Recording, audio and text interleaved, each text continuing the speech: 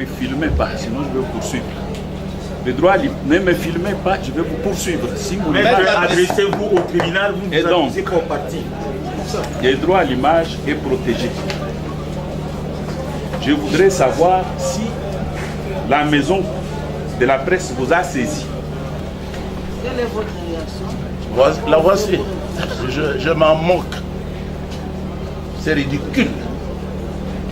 Monsieur. Adressez-vous au tribunal. À vous, hein. Mais c'est lui qui a lu. Comment vous appelez? Adressez-vous au tribunal. C'est un mensonge de mauvais goût diabolique. C'est une tromperie. Ça ne doit pas être la justice. On proclame des mensonges.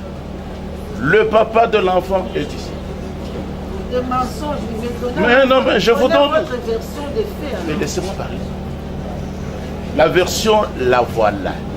Le ministère public près le tribunal de grande instance de Kinshasa-Gombe poursuit Pierre Kassambakana Kasongo, alias Pasteur Kass, pasteur principal de l'église primitive de Yeshua HaMashiach, Daniel Mabiala Nzouzi, père biologique de la victime Mabiala Meda, et Ngoma Nzantoto Jean Claver, préposé de l'État pour viol sur mineurs, mariage forcé, au sein de son église, font en écriture et usage de faux.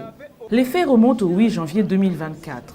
Selon l'organe poursuivant, le prévenu Pierre Kassambakana Kasongo aurait usé de sa qualité de pasteur en mettant la pression sur la fille Meda Mabiala mineure d'âge pour l'épouser comme sa 12e femme.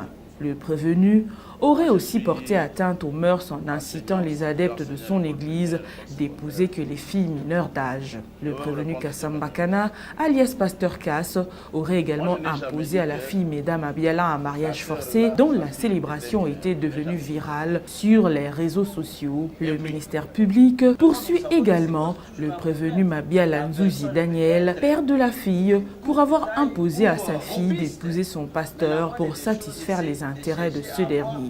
Le ministère public poursuit en outre le prévenu Ngoma Nzantoto Jean Claver pour avoir établi une fausse attestation de naissance et inséré des mentions fausses. À l'audience du jour, le tribunal appelle le premier prévenu Pasteur Kass à la barre pour sa version des faits. Le prévenu nie les faits mis à sa charge. Il soutient que c'est le père de la fille qui lui aurait supplié de prendre sa fille en mariage. Il soutient également que la fille aurait 18 ans d'âge et non mineure. Quelle est votre réaction? La voici. Je m'en moque. C'est ridicule.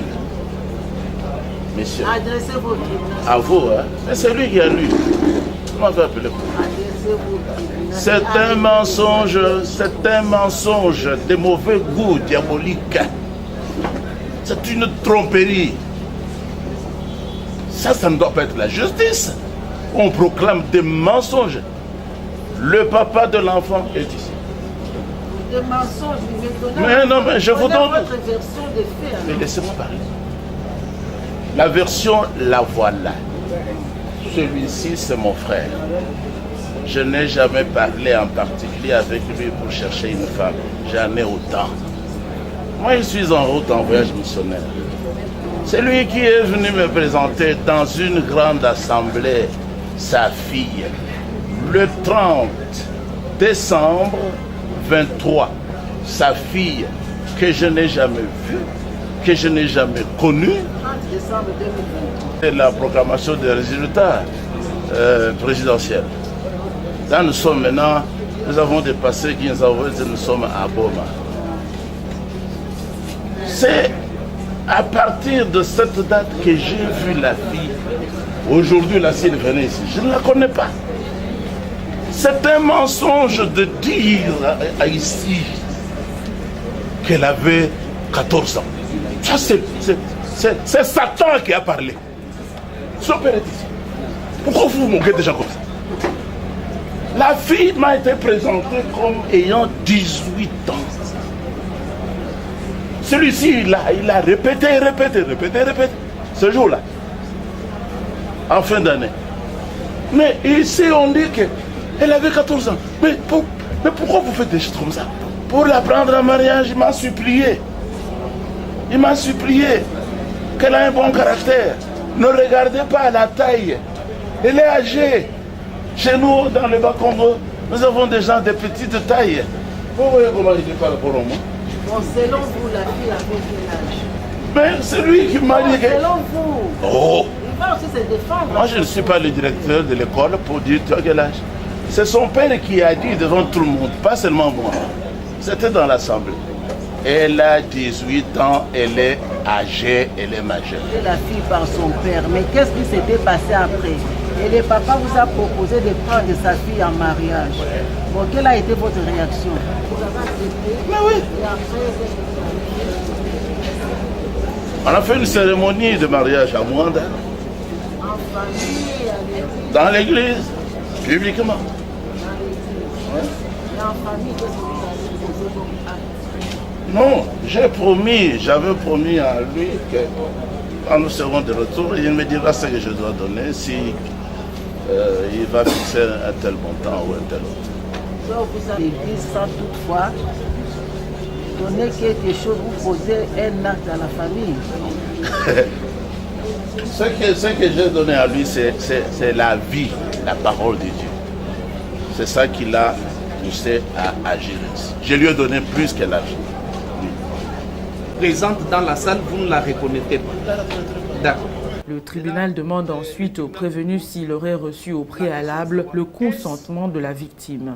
Le prévenu Kassamba Kana Kasongo soutient que la fille aurait consenti en acceptant la célébration du mariage. Que cette fille avait donné son consentement. La fille avait parlé avec vous par rapport au mariage. Je n'ai jamais parlé avec elle en particulier, ni avant, en tout cas, ni après. Parce que je l'ai connue en cours de route. Maintenant, quand on revenait, c'est alors qu'on pouvait s'asseoir et parler. Je n'ai jamais... Son consentement, oui. Oui, d'abord chez eux, ensuite dans l'assemblée. Voilà. Elle était tout à fait d'accord. Et puis elle a dit, je crois au parquet ou quelque chose comme ça. Pourquoi vous dites rester mariage forcé? Moi-même j'ai accepté mon mari. C'est moi. Elle devait être là. Moi-même j'ai accepté mon mari. C'est une fille intelligente. Elle est majeure. Vous n'étiez pas pour ces mariages-là, mais il y a quelqu'un qui vous a supplié. C'est important. N'existe pas dans les mariages. Plus ça existe chez mon fils, c'est pour ça que j'ai plusieurs fois. Mais comment vous aviez accepté de prendre une personne en mariage, une personne avec laquelle vous n'avez jamais parlé, vous ne la connaissez pas, mais parce qu'on vous a supplié par son père, vous acceptez de la prendre en mariage? Non. Quand est-ce qu'Adam avait connu Ève? Quand? Répondez à la question. C'est la réponse. Nous sommes en train de chercher les preuves. Maintenant, l'amour était à... J'appelais petit à petit, l'amour allait naître. Il fallait que l'affection naisse. Je suis psychologue. C'est comme ça. Alors, vous précisez au tribunal que vous n'avez jamais eu en tête de vous marier chez lui. Jamais. Et que c'est lui qui vous a supplié. Tout à fait vrai. Et après ces supplications, vous aviez accepté de vous marier, consenti à vous marier avec cette dernière, avec laquelle vous n'aviez jamais parlé, avec laquelle, même si elle se retrouvait dans la salle, vous ne la connaîtrez pas. Mais pourquoi? C'est ça la vérité. Pourquoi vous ne la reconnaîtrez pas? Parce que la rue et l'État congolais s'opposent à ce mariage-là. Mais Mariage forcé. Oui, c'est le mariage forcé. Mais le fait qu'on vous reproche, vous, c'est le fait d'avoir donné votre fille comme cadeau. Le tribunal appelle ensuite le deuxième prévenu Daniel Mambiala, père biologique de la fille, à la barre pour sa version des faits. Le prévenu soutient qu'il serait initiateur de ce mariage et ce mariage aurait été accepté par sa fille et sa famille. Il soutient en outre qu'il n'aurait pas reçu la dot de son pasteur, premier prévenu au motif qu'il serait convaincu d'offrir sa fille à son pasteur comme 12e épouse. Le tribunal appelle le troisième prévenu à la barre pour sa version des faits. Le prévenu Ngoma Zantoto Jean Claver, préposé de l'État, confirme qu'il aurait antidaté tous les actes de naissance de la fille à la demande de son père. J'étais déjà prêt à payer la dot à la place de mon pasteur. Et même maintenant, l'argent de la dot est logé quelque part. Et pour votre instruction, si vous voulez comprendre, je pense lorsque les avocats se sont présentés ici à Kinshasa, Même l'oncle de la jeune fille était ici. Et même ma fille Meda a été retirée de moi et il est entre les mains de la famille de sa mère. C'est pour vous dire, le mariage a été accepté et par ma famille et par la famille de cette dame. Quand est-ce que vous avez eu l'idée de donner votre fille comme cadeau à votre père spirituel? J'avais dit, même au parquet, le PV. Non, j'ai dit ceci. Moi, j'avais souhaité que l'une de mes filles puisse être l'épouse à mon pasteur. Vous confirmez avoir offert votre fille comme don à votre pasteur? S'il a parlé de don, parce qu'il n'a pas payé la dot. Parce que c'est moi-même le papa qui avait pris la responsabilité de payer la dot. Donc, il ne faut pas confondre comme quelque chose qu'on donne comme ça. Vous pouvez confirmer devant le tribunal que c'est vous qui êtes à l'initiative, au début de l'initiative du mariage, du rapprochement du mariage entre mademoiselle Meda et M. Kassambana. C'est vous qui êtes à l'initiative. C'est vous qui êtes allé voir votre fille et finalement qui êtes allé voir Kassambana. Je n'ai pas seulement vu ma fille, mais j'ai réuni toutes mes filles. Oui. Donc c'est vous qui êtes à l'initiative de ces mariages. Oui.